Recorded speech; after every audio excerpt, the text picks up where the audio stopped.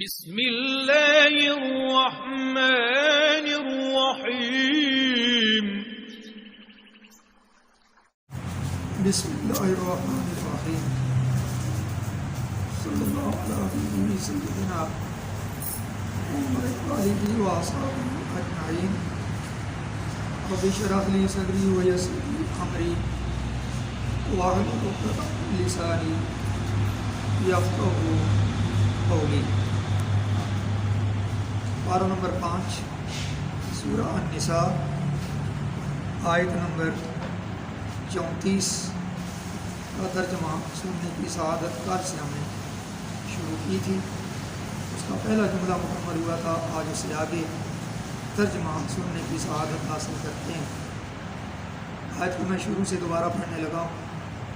اللہ پاک نے ارشاد فرمایا الرجال قوامون علی النساء بما فضل اللہ بعضهم علی بعض وبما انفقوا من اموالہم۔ یہاں تک کل ترجمہ ہم نے سن لیا تھا، جس میں مردوں کو گھر کے نظام کو چلانے کے لیے محافظ و نگران بنایا گیا۔ آج کی جو آیت کا بقیہ حصہ ہے، اس کے اندر جو پاکیزہ نیک پاک باز عورتیں ان کا ذکر، اور پھر ان عورتوں کا بھی ذکر ہے جو اپنے شوہر کی نافرمان، جس کی وجہ سے گھر کا نظام برباد ہوتا ہے اور بات طلاق تک بھی چلی جاتی ہے۔ اگر ایسے معاملات گھر میں پیدا ہو جائیں، پھر اپنی بیوی کو، عورت کو جو سمجھانے کا طریقہ ہے سٹیپ وائز، اس کا بھی ذکر ہے۔ اس کا جاننا ہر مرد کے لیے بہت ضروری ہے، تاکہ وہ قرآن مجید کی اس آیت کو سامنے رکھے اور جلد بازی میں کبھی بھی کوئی ایسا قدم نہ اٹھائے جس کے نتائج سنگین پھر اس کے سامنے آتے ہیں۔ ارشاد باری تعالی فالصالحات قانتات حافظات للغیب بما حفظ اللہ۔ نیک عورتیں جو ہوتی ہیں، فالصالحات، صالحہ ایک عورت نیک ہوتی ہے، صالحات نیک عورتیں، اللہ تعالیٰ کی بندگی کرنے والی، اپنے شوہر کی اطاعت گزار، گھر کا نظام بہترین چلانے والی۔ فالصالحات نیک عورتیں اطاعت گزار ہوتی ہیں، قانتات، یعنی جو نیک عورتیں ہوتی ہیں ان کی نشانی کیا ہے؟ وہ قانتات ہوتی ہیں، اطاعت گزار ہوتی ہیں۔ اور دوسری ان کی نشانی یہ ہے کہ حافظات للغیب بما حفظ اللہ، اپنے مردوں کی غیر حاضری میں، جب وہ گھر میں نہیں ہوتے، وہ اکیلی ہوتی ہیں، مرد ادھر ادھر گئے ہوتے ہیں، ان کی غیر حاضری میں اللہ کی حفاظت سے اپنی حفاظت کرنے والی ہوتی ہیں۔ یہ بہت ہی پاکیزہ ایک نشانی ہے پاک عورت کی، پاکیزہ عورت کی، نیک عورت کی، کہ وہ اپنی عزت کو اپنے شوہر کی غیر موجودگی میں اس کی حفاظت کرنے والی ہوتی ہے، دفاع کرنے والی ہوتی ہے۔ اس کے بعد یہ جو پہلا جملہ ہم نے سنا، نیک عورتوں کی صفات کا بیان، نبی پاک علیہ الصلوۃ والسلام کا ایک پیارا ارشاد ہے، اس سے مزید وضاحت ہو جاتی ہے۔ آپ علیہ الصلوۃ والسلام نے فرمایا کہ بہترین بیوی وہ ہے، حضور کی یہ حدیث بھی ذہن میں رکھیں، بہترین بیوی وہ ہے کہ جسے جب تو دیکھے، یعنی شوہر، تو خوش ہو جائے۔ بیوی کو دیکھ کر مرد خوش ہو جائے۔ نمبر 2، اسے اگر کسی بات کا حکم دے تو وہ تیری اطاعت کرے، یعنی حکم بجا لائے۔ اور اگر تو کہیں باہر جائے تو وہ تیری غیر حاضری میں اپنی عزت کی حفاظت کرے اور تیرے مال کی بھی حفاظت کرے۔ نبی پاک علیہ السلام کا فرمان ہے۔ ایک مسلمان خاتون کو جن خوبیوں سے آراستہ ہونا چاہیے اور جن پاکیزہ صفات سے متصف ہونا چاہیے، ان کا ذکر کتنے پیارے کلمات میں کیا گیا ہے۔ بیوی کا اس سے بلند معیار تصور نہیں کیا جا سکتا۔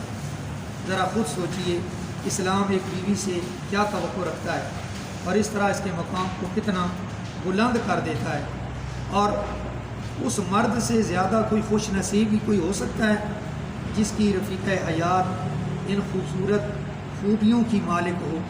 وہ مرد بھی بڑا خوش نصیب ہے اور وہ عورت بھی بڑی خوش نصیب ہے۔ آگے ان عورتوں کا ذکر ہے کہ جہاں نافرمانیاں شروع ہو جاتی ہیں۔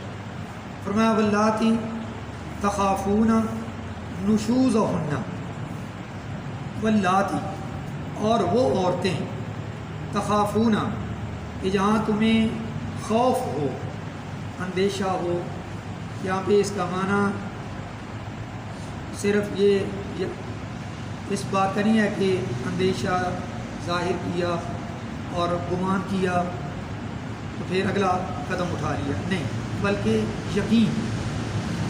یقین کا معنی ہے کہ تمہیں یقین ہو جائے۔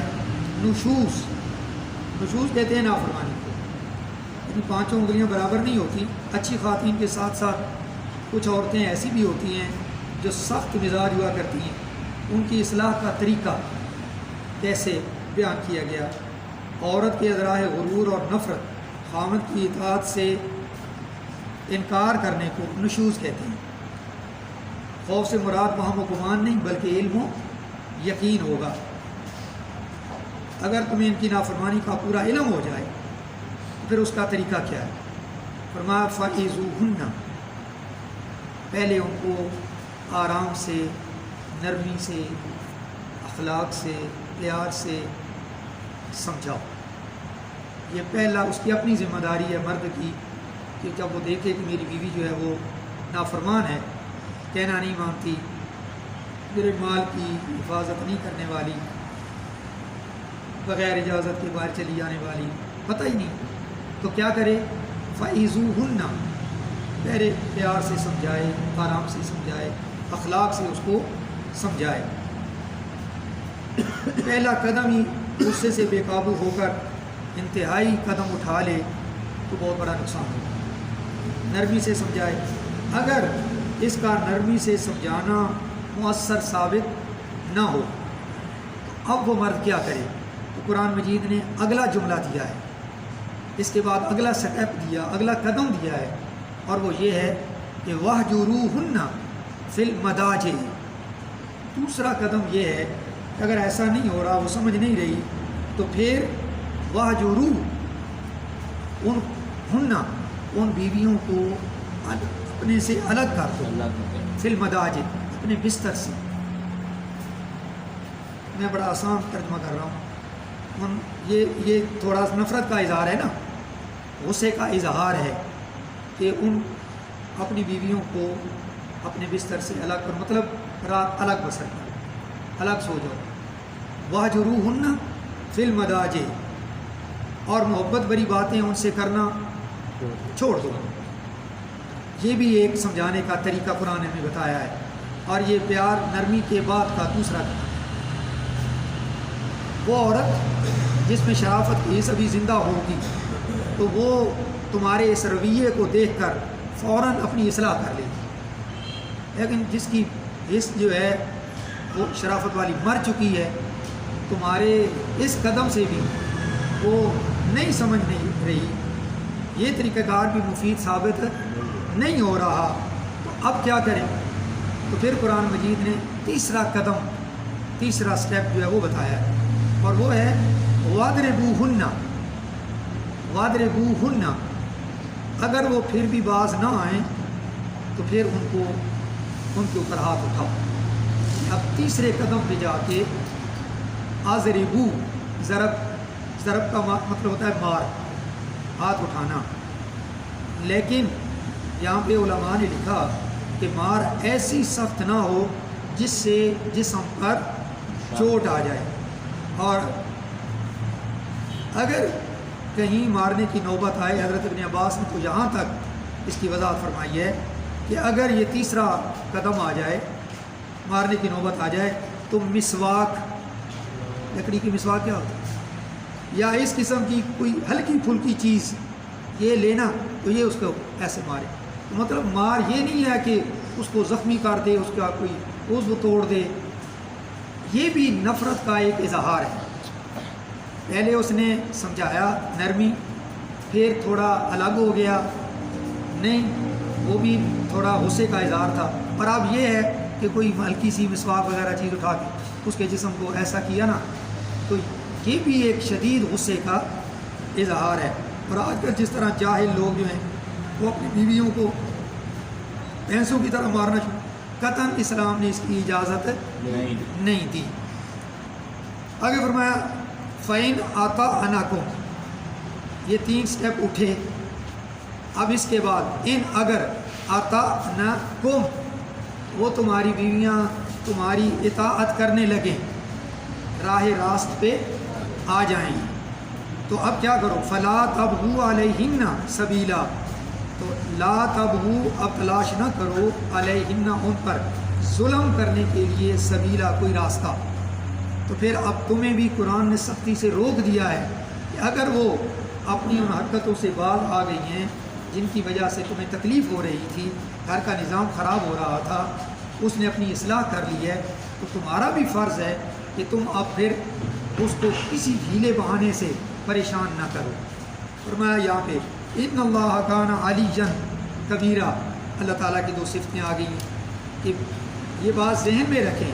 یہاں مرد قطعاً یہ نہ سمجھے کہ میں کوئی بڑا ہو گیا ہوں, میں بڑا ہوں, یہ عورت میرے ماتحت, میری غلام, قطعاً اس کی اجازت نہیں, بلکہ اللہ تعالیٰ نے انسان کے, مرد کے ذہن سے اس بات کو ختم کیا.